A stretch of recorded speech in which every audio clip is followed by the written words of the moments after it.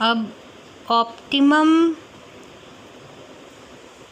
pH, calcium ions, magnesium ions concentration and temperature are essential for acrosomal reaction.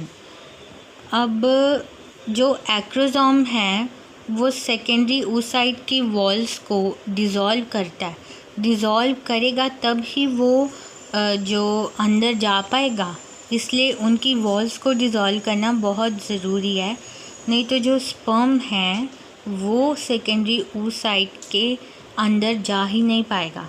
और ये सब reaction के लिए प्रॉपर pH होनी चाहिए जो सराउंडिंग्स की, लाइक ना ज़्यादा एसिडिक और ना ही ज़्यादा बेसिक, और कैल्शियम आयंस प्रेजेंट होने चाहिए, मैग्नीशियम आयंस, और टेम्परेचर जो है वो भी लाइक नॉर्मल होना चाहिए। ये सब चीज़ें इफ़ेक्ट करती है कि जो स्पर्म है वो सेकेंडरी oocyte के साथ प्रॉपरली फ्यूज़ करेगा या नहीं, ठीक है। ये जो सारे आयंस हैं ये वहाँ पे प्रेजेंट होते हैं, ये इन रिएक्शंस को लाइक हेल्प करते हैं, ठीक है, लाइक रिएक्शंस को स्टिमुलेट करते हैं, एक्रोसोमल रिएक्शंस को। Calcium plays major role in acrosomal reaction, without calcium fertilization do not occur. कहते कि जो कैल्शियम है, कैल्शियम आयंस बहुत बड़ा रोल प्ले करता है एक्रोसोमल रिएक्शन में। अगर ये कैल्शियम आयंस प्रेजेंट नहीं होंगे वजाइना में तो एक्रोसोमल रिएक्शन नहीं हो पाएगा, एंड अगर एक्रोसोमल रिएक्शन नहीं होगा तो सेकेंडरी oocyte की वॉल्स डिज़ोल्व नहीं हो पाएंगी और जो स्पर्म है वो सेकेंडरी oocyte के पेनिट्रेट नहीं कर पाएगा। Binding of the sperm with secondary oocyte induces depolarization of oocyte plasma membrane। अब स्पर्म जब सेकेंडरी oocyte के अंदर चला जाता है, वॉल्स डिज़ोल्व हो गई, ठीक है, अब वो अंदर चला जाता है। जब अंदर चला जाता है तो अंदर जाके डीपोलराइजेशन का काम होता है। डीपोलराइजेशन क्या होता है? It prevents polyspermy, that is entry of more than one sperm. मतलब डीपोलराइजेशन के से क्या होता है कि जब एक स्पर्म अंदर चला गया है, अब और स्पर्म्स अंदर ना आ पाए, उस चीज़ को ये प्रिवेंट करता है, उसे हम डीपोलराइजेशन कहते हैं। कॉर्टिकल डीपोलराइजेशन में क्या होता है? अब कॉर्टिकल रिएक्शन होता है डीपोलराइजेशन में। Cortical granules are present beneath the plasma membrane of secondary oocyte। जो सेकेंडरी oocyte है ना, फीमेल गैमेट, उसकी जो प्लाज्मा मेम्ब्रेन के नीचे कॉर्टिकल ग्रेन्यूल्स प्रेजेंट होते हैं, ठीक है, छोटे छोटे से ग्रेन्यूल्स होते हैं। और वो ग्रेन्यूल्स आगे देखते क्या करते हैं, these granules release cortical enzymes between the plasma membrane and zona pellucida, ठीक है। ये जो कॉर्टिकल ग्रेन्यूल्स हैं, ये देखो, ये डायग्राम देख रहे हो, ये डायग्राम में ये छोटे छोटे मैंने बनाए हुए हैं ना, ये कॉर्टिकल ग्रेन्यूल्स हैं जो सेकेंडरी oocyte की प्लाज्मा मेम्ब्रेन के नीचे प्रेजेंट होते हैं। ये मैंने सेकेंडरी oocyte बनाया है और ये सारा वो प्रोसेस दिखा रहा है जब स्पर्म्स आके सेकेंडरी oocyte के साथ फ्यूज़ करता है, ठीक है। और ये जो कॉर्टिकल ग्रेन्यूल्स आप देख पा रहे हैं, ये ग्रेन्यूल्स में कॉर्टिकल एंजाइम्स हैं, ठीक है।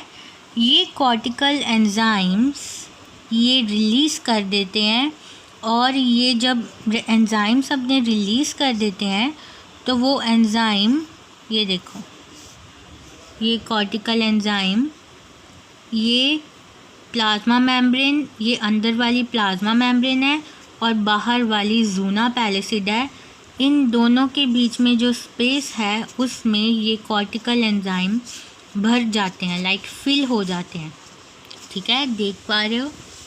ये फिल हो गए ना, ये ऐसे सारी ये जो स्पेस है ये स्पेसेस में फिल हो जाते हैं, ठीक है।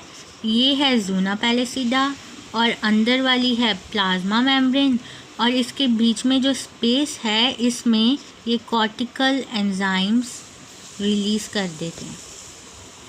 फिर क्या होता है, दीज एंजाइम्स हार्डन ज़ूना पैलिसिडा, और जब ये एंजाइम इस स्पेस में चले जाते हैं और ये जो ज़ूना पैलिसिडा बाहर वाली जो वॉल एकदम से सख्त हो जाती है, हार्ड हो जाती है, ठीक है। वो एंजाइम्स ही ऐसे हैं कि वो जब इस स्पेस में भर जाते हैं तो वो जो बाहर वाली वॉल है वो हार्ड हो जाती है। उस हार्डनेस की वजह से जो बाकी के स्पर्म्स, ये देखो ये स्पर्म्स हैं सारे, और ये जो सेल्स दिखा रहे हैं ना, ये कोरोना रेडिएटा के सेल्स हैं। मैंने बताया था ना कि 2 वॉल्स हैं, एक ज़ूना पैलिसिडा और एक कोरोना रेडिएटा, और एक फॉलिकल सेल्स होते हैं, वो थोड़े थोड़े होते हैं। इन दोनों वॉल्स को ही एक्रोसोम के जो केमिकल्स हैं वो इन दोनों वॉल्स को ही डिज़ोल्व करके फिर अंदर जाते हैं सेकेंडरी oocyte, ठीक है। तो देखो ये सारे स्पर्म्स जो हैं, अब जब ज़ूना पैलिसिडा हार्ड हो गई क्योंकि कॉर्टिकल एंजाइम्स के जो जब यहाँ पे चले गए और उसे हार्ड कर दिया, तो बाकी जो स्पर्म हैं वो अंदर आ ही नहीं पाते, ठीक है। एक तो फ्यूज़ हो चुका है, ठीक है। अब एक फ्यूज़ हो चुका है, एक फ्यूज़ होने के बाद वो ग्रेन्यूल्स जो हैं वो एंजाइम्स अपने रिलीज़ कर देते हैं कि बाकी के स्पर्म्स अंदर ना आ पाए। ये देखो, ये जो मैंने बताया न्यूक्लियस और सेकेंडरी oocyte, ये सेकेंडरी oocyte का न्यूक्लियस यहाँ पे प्रेजेंट है, ठीक है। ये स्पर्म की टेल है, और ये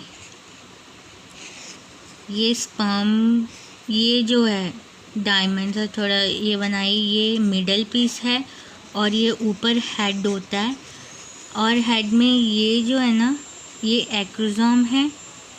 देखो ये एक्रोसोमल मैंने एंजाइम्स शो किए हैं, ये एक्रोसोमल एंजाइम्स रिलीज़ होते हैं जो ये दोनों वॉल्स को डिज़ोल्व करके और अंदर जा पाता है, ठीक है। एक्रोसोम से एक्रोसोमल एंजाइम रिलीज़ होते हैं और वो एंजाइम्स इन दोनों वॉल्स को डिज़ोल्व करता है, कोरोना रेडिएटा एंड ज़ूना पैलिसिडा। और ये जो है ये न्यूक्लियस है स्पर्म का, okay. So sperm entry, as soon as sperm touch the secondary oocyte, a cone of reception or fertilization cone is made to receive the sperm. जब sperm अंदर चला जाता है, एक्रोसोमल रिएक्शन हो जाता है और sperm अंदर चला जाता है, उसके बाद एक कोन ऑफ रिसेप्शन जिसे हम कहते हैं, जिसे फर्टिलाइजेशन कोन भी कहते हैं, वो बनती है। वो कोन मेनली क्या होती है कि जो सेकेंडरी oocyte का न्यूक्लियस है ना, वो उसे स्पर्म को अट्रैक्ट करता है, अपनी तरफ अट्रैक्ट करता है। Distal centriole of sperm divide which will used during the division of secondary oocyte। अब क्या होता है, जब स्पर्म अंदर चला जाता है, स्पर्म के पास सेंट्रियोल्स प्रेजेंट होते हैं, सेकेंडरी oocyte के पास सेंट्रियोल्स नहीं होते। और आपको पता होगा कि डिवीज़न के लिए जो सेलुलर डिवीज़न अगर आपने पढ़ी होगी, माइटोसिस या मियोसिस, जब सेल्स डिवाइड होते हैं तो जब क्रोमोसोम्स डिवाइड, पहले न्यूक्लियस डिवाइड होता है, फिर साइटोप्लाज्म डिवाइड होता है, और जब न्यूक्लियस डिवाइड होता है और उसमें जब क्रोमोसोम्स डिवाइड होने लगते हैं तो जो सेंट्रियोल्स हैं वो भी डिवाइड होते हैं और वो अपने में से स्पिंडल फाइबर्स डेवलप करते हैं, और वो स्पिंडल फाइबर्स हर एक जो क्रोमोसोम है उसके सेंट्रोमेयर के साथ जाके अटैच हो जाते हैं और वो फिर क्रोमोसोम्स को टुवर्ड्स द पोल खींचते हैं। ये सारा प्रोसेस होता है। सो ये डिवीज़न के लिए सेंट्रियोल की ज़रूरत है, और वो जो सेंट्रियोल है वो स्पर्म लेके आता है, वो स्पर्म में प्रेजेंट होते हैं। वो सेंट्रियोल डिवाइड हो जाते हैं।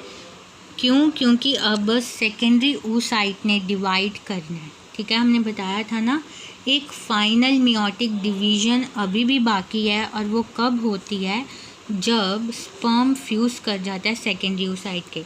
अब सेकेंडरी oocyte ने अपनी फाइनल डिवीज़न कंप्लीट करके और फीमेल गैमीट ओवम और एक छोटी सी पोलर बॉडी में डिवाइड हो जाना। Karyogamy. After the fusion of sperm, secondary oocyte gets stimulated to complete its final meiotic division and break down into female gamete, ovum and second polar body. अब sperm ने अपना centriole divide कर लिया था, और वो सेंट्रियोल फिर spindle fibres develop करते हैं, और फिर जो सेकेंडरी oocyte के जो क्रोमोसोम्स हैं वो स्पिंडल फाइबर्स उन क्रोमोसोम्स के सेंट्रोमेयर के साथ अटैच हो जाते हैं। वो पहले क्रोमोसोम्स अपने आप को अरेंज करते हैं, ठीक है, अपने आप को पेयर करते हैं, ठीक है, और वो फिर स्पिंडल फाइबर्स क्रोमोसोम्स के सेंट्रोमेयर के साथ अटैच हो जाते हैं, और उन्हें जो उनकी डिवीज़न होती है वो कंप्लीट हो जाती है। सेकेंडरी oocyte डिवाइड हो जाता है और female gamete ovum and second छोटी सी पोलर बॉडी बनाता है। ठीक है, छोटी सी ये अनइक्वल डिवीज़न होती है। ओवम बड़ा होता है और ये पोलर बॉडी बहुत छोटी होती है। ठीक है, इसे हम सेकेंडरी पोलर बॉडी क्यों कह रहे हैं? क्योंकि पहले भी एक पोलर बॉडी बन चुकी है। वो कब बनी है? वो ओवरी में बनी है, क्योंकि ओवरी में ये सारी डिवीज़न होती है पहले, जिसे हम गैमीटोजेनेसिस या oogenesis भी कहते हैं। ओवरी में वो सारी डिवीज़न होती है, तब फर्स्ट पोलर बॉडी बनती है। और सेकंड पोलर बॉडी कब बनती है? अब जाके बनती है। ठीक है, जब ओवम बनता है। Sperm head get separated from its middle piece.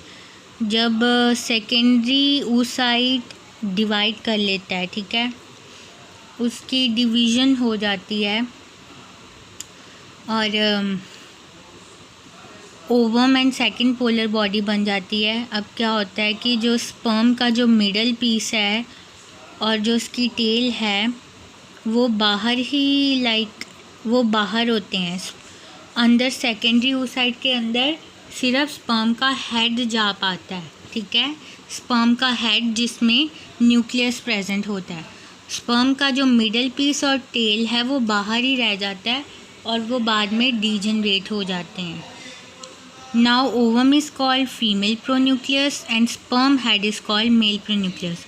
अब जो ओवम है वो उसे हम फीमेल प्रोन्यूक्लियस कहते हैं, और स्पर्म का जो हेड है जिसमें न्यूक्लियस प्रेजेंट हैं, जिसके अंदर क्रोमोसोम्स प्रेजेंट हैं, उसे हम मेल प्रोन्यूक्लियस कहते हैं।